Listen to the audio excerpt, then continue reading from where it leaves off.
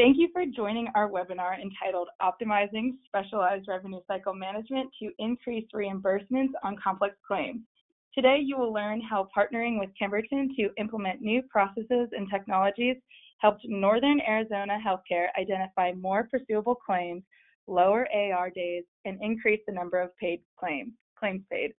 All lines have been muted. To ask a question, please use the chat feature below. The presenters will do their best to address all questions during the Q&A portion of this webinar. We would like to welcome our presenters, Ryan O'Hara, the CRO of Northern Arizona Healthcare, and George Abajoglu, CEO of Kemberton. All right. Thank you for joining. Yeah, thank you for joining, everybody. This is Ryan O'Hara. I've got George sitting across the table from me. Very quickly, I'll tell you a little bit about Northern Arizona Healthcare.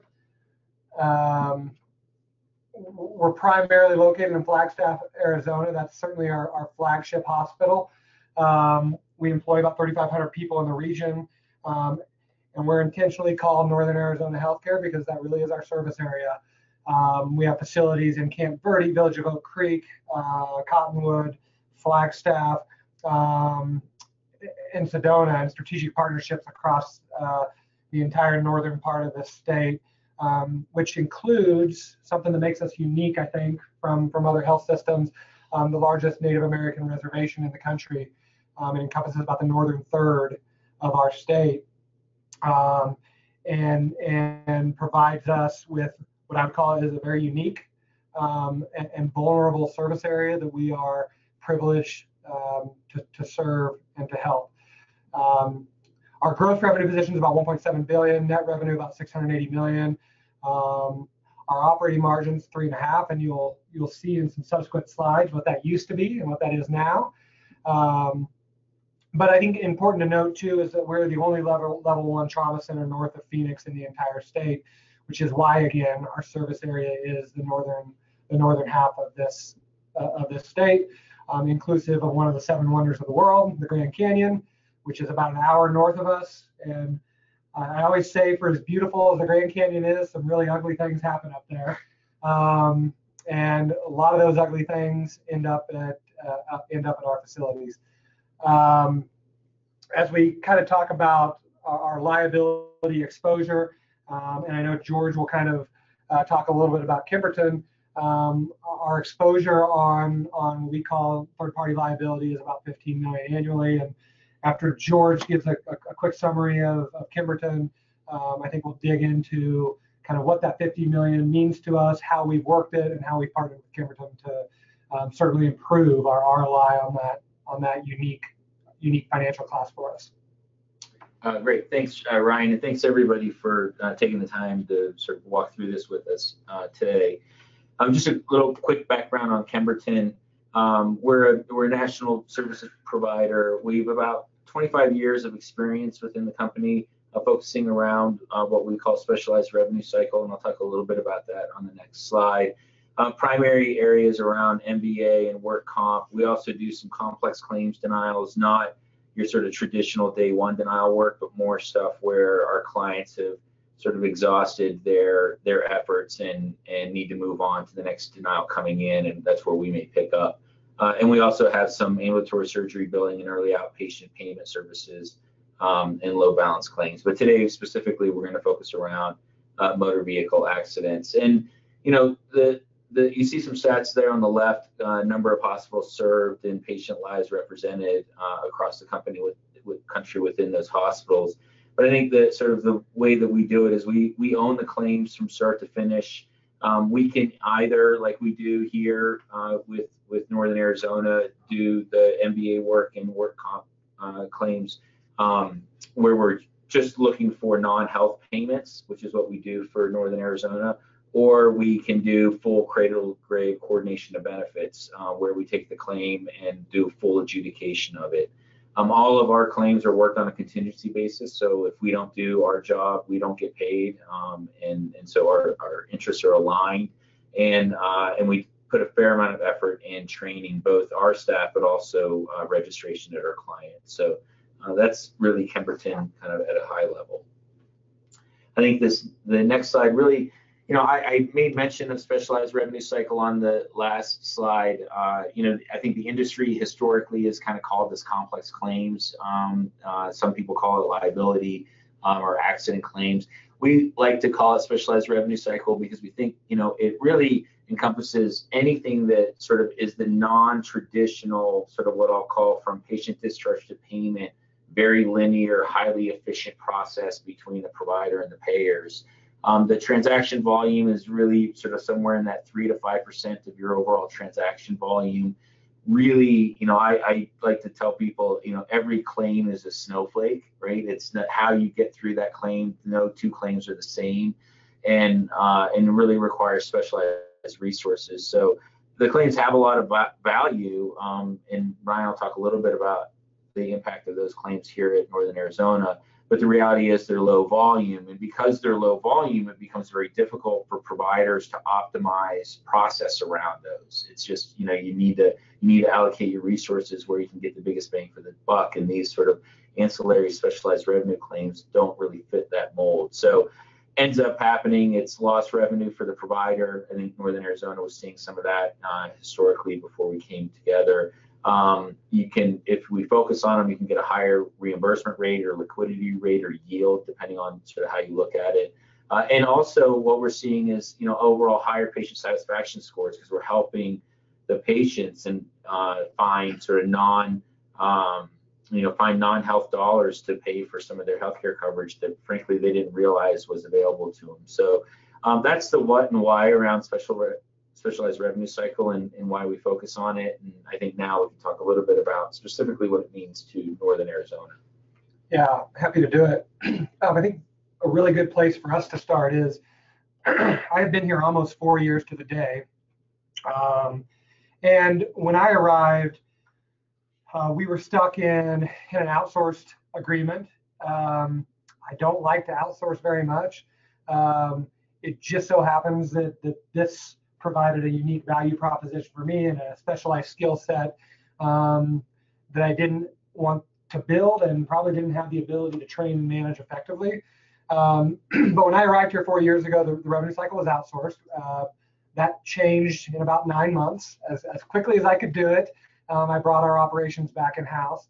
Part of a 15-year outsourced agreement for me was that I had very stagnant processes, and I had ineffective leadership.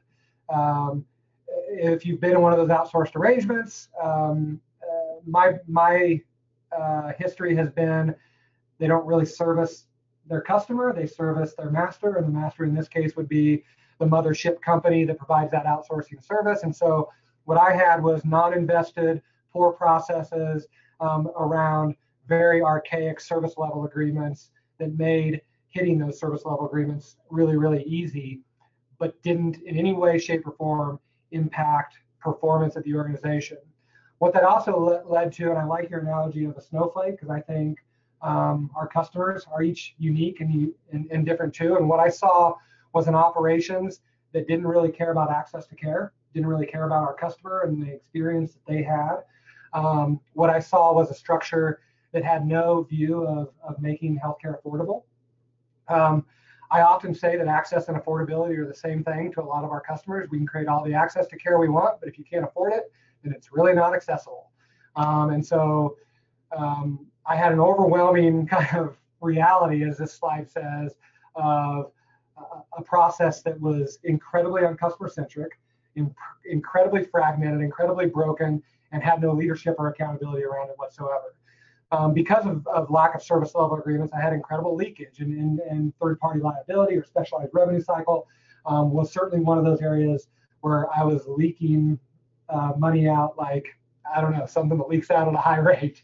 And an incredibly disparate integration, which is another problem of an outsourced revenue cycle is there's no integration between your EMR provider, which for our sake is Cerner, and then the operational provider, who have no incentive to do anything to integrate and make the technology work with the processes. But specifically, I know what we're here today to talk about was one small area that presented opportunity for me, which is optimizing liability claim processing. And so when we got here, one of the things that happened or that existed was TPL, which we call TPL or specialized revenue cycle, wasn't really worked independently. It existed as an unidentifiable target or opportunity within our commercial financial class. And there's a saying, of course, that if you don't have a goal, all roads will get you there. And so without a goal or even understanding what this opportunity presented for us, we really didn't have any idea what our exposure was, what our opportunity was.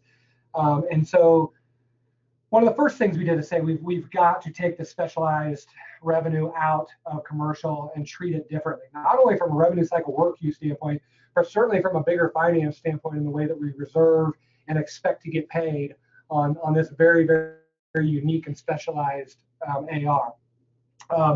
As we mentioned, primarily our focus here is motor vehicle accidents. One of the things about having one of those 7 wonders of the world that I talked about just north of us is we get 6 million tourists every year that come there, and some of them get hurt on the road while they're here. And what that exposes us to is not just Arizona, it exposes us to nationwide kind of liability or third-party vendors.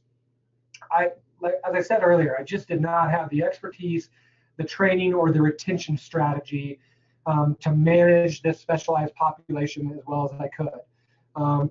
And so on that $50 million exposure, we were really only, the 10 million might even be high. I think it was actually closer to 8 million in terms of what we were kind of turning into what I call yield on that gross revenue.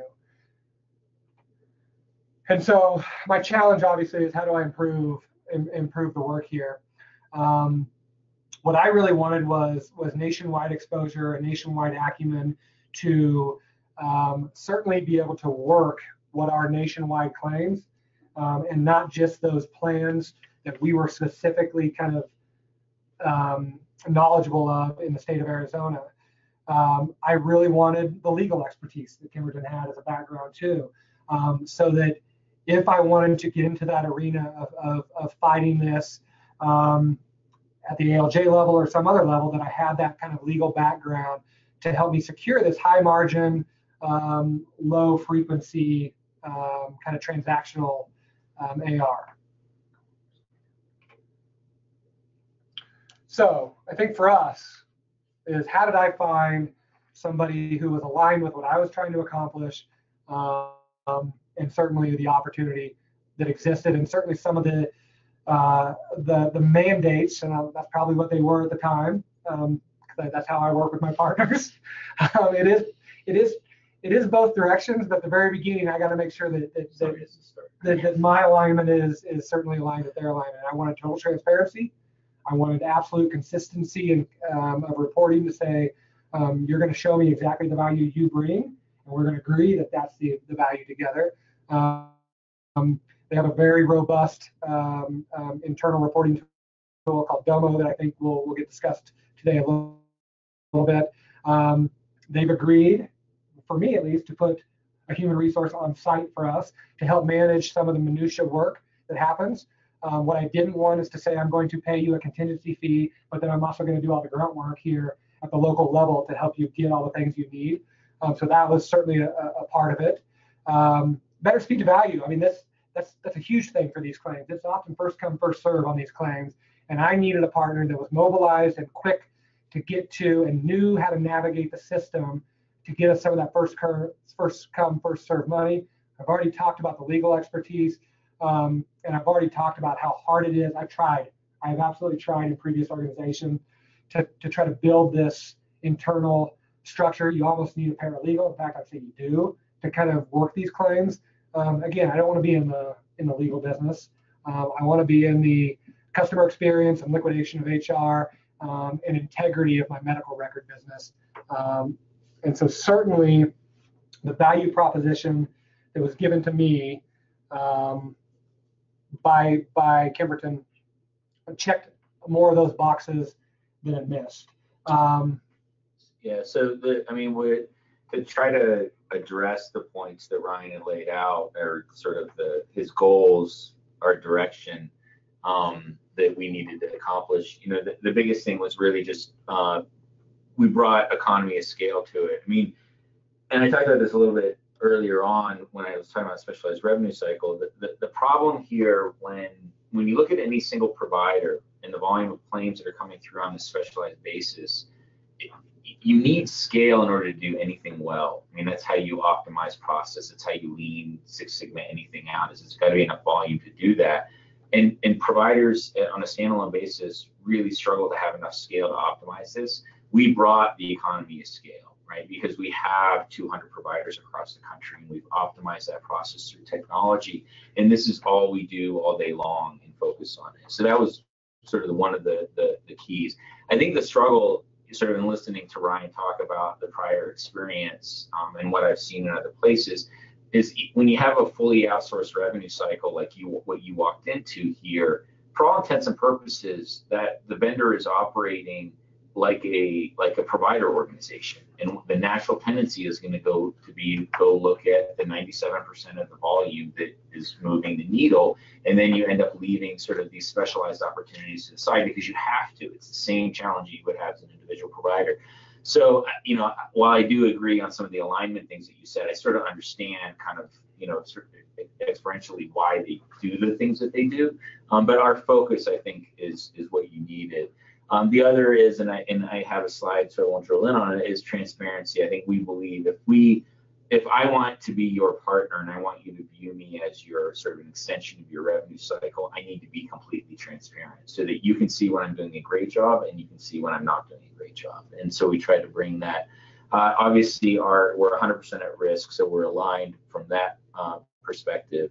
And then, the team, right? The way that we orient, because every state and every region, there's different rules, there's different regulations, there's different populations. And so we orient ourselves around teams, and we try to sort of align our customers into teams based on geographic distribution, so that one, you don't have to learn all 50 rules across the country, but also you start to build relationships with adjudicators, with payers, with attorneys, with the different constituents that come into play within those regions. And so we have a dedicated team oriented to Northern Arizona.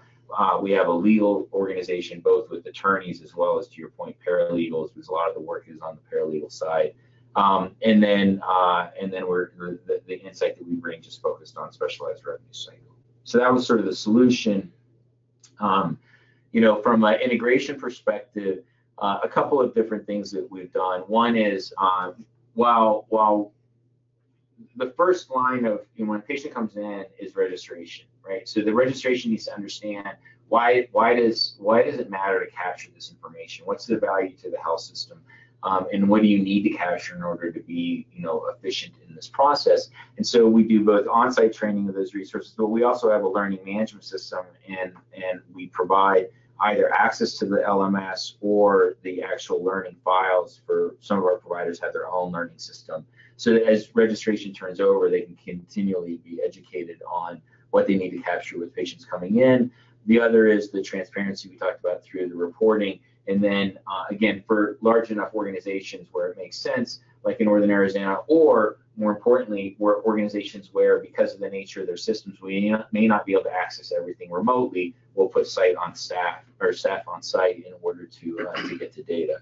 I think probably the one of the more unique things that we do is, what we found is that as much training as we do with registration, the reality is when you're having to rely on a human making a determination or doing an action, inevitably you're going to have failure in that. Like, that's just how the nature of human is. And so the more and more we can rely on data to drive identification of accident claims, the better we'll be. And so one of the positives that came out of ICD-10 was much more specificity around what was the reason or the occurrence. And so we leverage ICD-10 V codes for accidents as the criteria to then send us sort of the superset of claims, so that nothing gets missed. We still do what we do with registration, but we can then check, and what we see honestly is about 10% of our claim volume was missed by registration but gets picked up by these V-code submissions that come in. So the two benefits of that, one is speed to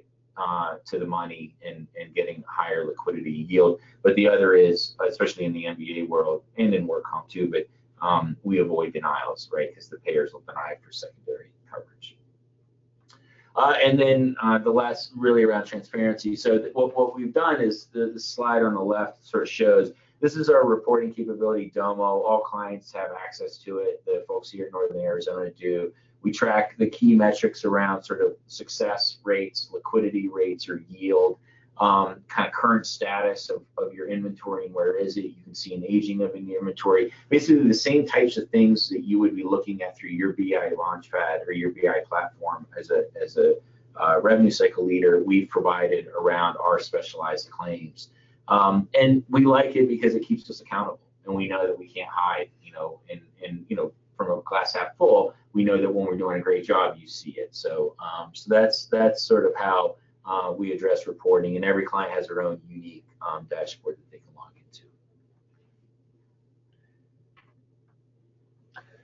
So I think this is probably the part that most of my peers who are on care about is, well, what the heck has it actually yielded for you in terms of results? And our improvement measurement is right around $15 million in terms of our overall value proposition of this partnership. All things being equal, if you just look at increased conversions, that's about a $9.3 million impact in terms of what we used to convert versus what, through our partnership with Kemberton, we now convert. Again, that's all things being equal. And then if you talk about just how much we convert on that improvement, that represents about another $5.3 million. And so again, our overall value proposition on our partnership is about $15 million annually over our baseline period. So what does $15 million mean to me? $15 million means to me that we can absolutely impact our operating margin. If anybody has seen increased reimbursement over the last few years, I'd love to figure out how you did it on non-specialized revenue claims. Our commercial and government reimbursement has decreased, as I'm imagining everybody else has. What we have done is taken this unique financial class and actually improved our conversion and our yield by 300% basically overall compared to the baseline. So that's been our experience. And it's why I agreed to sit down and give folks an hour of our time today. Is without this partnership, I think I can make a very, very real, valid claim that our revenue cycle would be performing at a $15 million liquidation rate worse than we would be had we done nothing, right? So what does $15 million kind of allow me to do? It allows me to build out my own internal IT team so I can go focus on high priority projects, things that I need to do to optimize my revenue cycle and fix some of that 15-year erosion that I said existed from an outsourcer agreement. One of the things I've wanted to do for years and had never had really the margin or ability to do it is build out an internal patient experience and optimization team. This is my own internal team that sits here and looks about, here are the things we do every day on a front end, on a patient access basis, on a release of information basis, on a billing and follow-up basis, to frankly piss our customers off. I now have a team that goes, measures that stuff and fixes that stuff and builds a new value proposition with my community that I was never able to do in the past. We have historically had a reputation, as I imagine some health systems have had, of come get high cost care on our terms, right? Nobody's going to put that on a billboard because it's a really crappy billboard. But what we are trying to do is change the ancient healthcare paradigm of come get high cost care on our terms to come get affordable care on your terms. And that's really what my patient experience and optimization team focuses on every day. Had I not had this additional revenue stream coming in, I can't say that I'd have been able to do that. And we make meaningful, impactful change every single day to build a better constituency with our community and to improve health in our community. And then clearly, obviously, moving the net revenue yield on this financial class. Again, we used to get 15 cents on the dollar. Now we get about 42 cents on the dollar. I think any of my peers would welcome that kind of change within a $50 million or whatever, a $1 million component of what represents their total AR. It's tangible, it's real. And again, most importantly, what I would say that Kemberton has allowed me to do is really build better value with my customers and with my community than I was able to before. Lucy, go ahead. Lucy, I think now, if anybody had any questions, I couldn't see whether any were submitted or not. All right. This question is for you, Ryan. As a provider, what is your greatest challenge in coordinating third-party liability claims? Now or in the past? In the past. Okay, so what I would say is kind of what I mentioned is the biggest part of coordinating that is architecturally building an infrastructure to be able to do it, and then maintaining that infrastructure and training that infrastructure when you probably, in my case at least, don't have the core competencies or internal acumen to do such a thing. Again, I don't like outsourcing. I think we can probably figure that out with the idea that I fired the outsourced vendor within the first 9 months of me being here.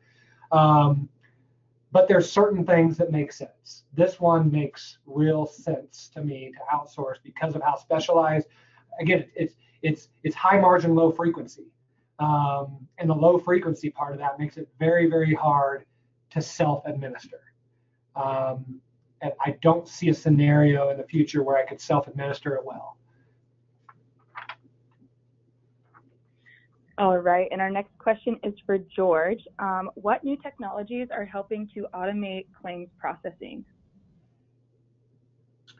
I think that what you're seeing just in general in healthcare is, some of the things that, banking did years ago is starting to happen really around the movement of data. And I think that's what you're now starting to see on the specialized claims processing side too. So I talked a little bit about leveraging the data that exists within ICD-10 to identify claims that were accidents rather than relying on humans to sort of assign the financial class or occurrence code manually at registration. So that ensures that you're not missing opportunity out there. But increasingly now we're starting to see sort of new clearinghouses focusing on, there were always clearinghouses that focus around workers' comp and submitting those claims, and there's regulations starting to move around the country to force electronic submission of workers' comp claims. Those same clearinghouses now are starting to light up the auto payers, and so we'll be able to leverage that clearinghouse technology to submit both workers' comp as well as auto, which will then decrease the cycle time on payment. And also decrease the effort to post those payments. So I think the technologies around data integration and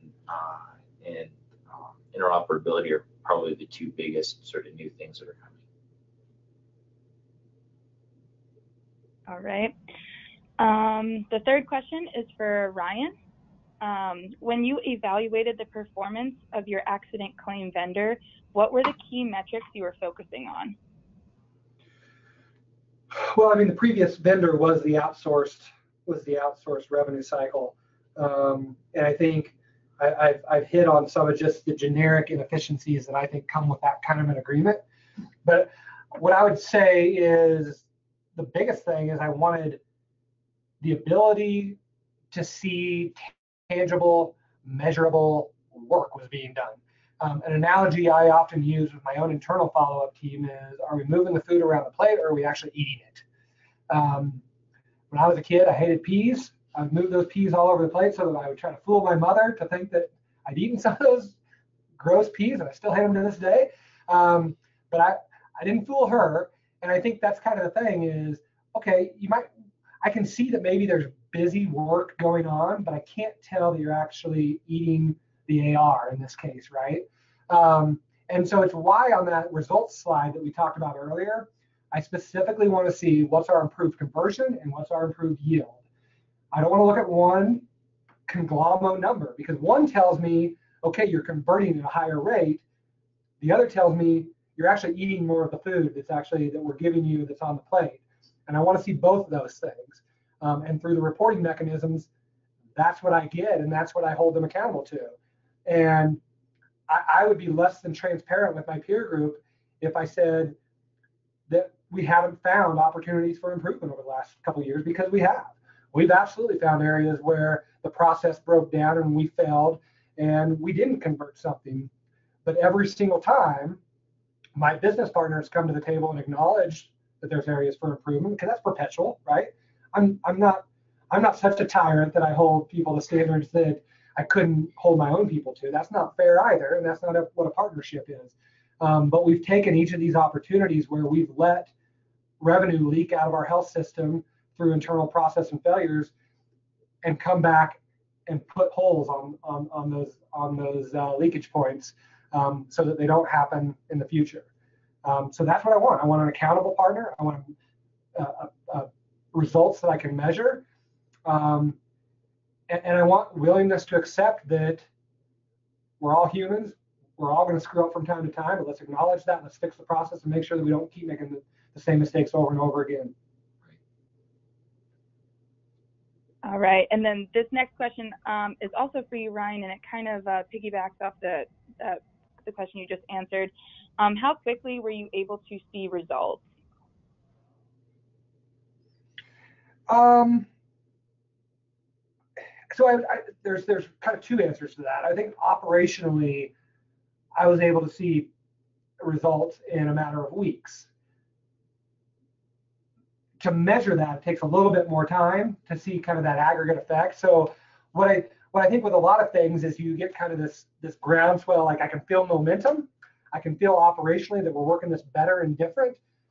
But when you're a 680 million operation, it's hard to see the fluid movement of an annual $15 million benefit in a relatively small statistical sample size. So I would say that it took us probably 4 to 6 months to say, yeah, I feel good about the measurable benefit, and that momentum is translating into results that I feel like are tangible and reflective of what we kind of evaluated that value proposition of in the beginning.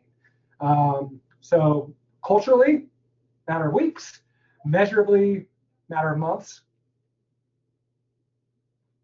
Excellent. And George, this last question is for you.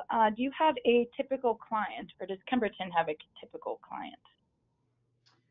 No, I mean we focus on the hospital market, but we do service integrated health systems that have a physician, material physician group as part of it. We just don't go out and sell to standalone physician practices, at least not right now. So hospital market, and really any sort of size and any geography. I think, if I remember correctly, we're in 38 states now, or 40 states. And so there's really no kind of sweet spot as far as customers. So I mean, I think at the end of December, we signed a 50 bed hospital in Texas and an 1,800 bed health system in Virginia. Right. So there's your sort of the span that we could do. So. Awesome. Well, that includes our Q&A. We would like to thank our presenters for being here with us today, and most importantly, thank you to our attendees for joining our webinar. If your question was not answered during the webinar, we will work with our presenters to get an answer forwarded to you. Thank you.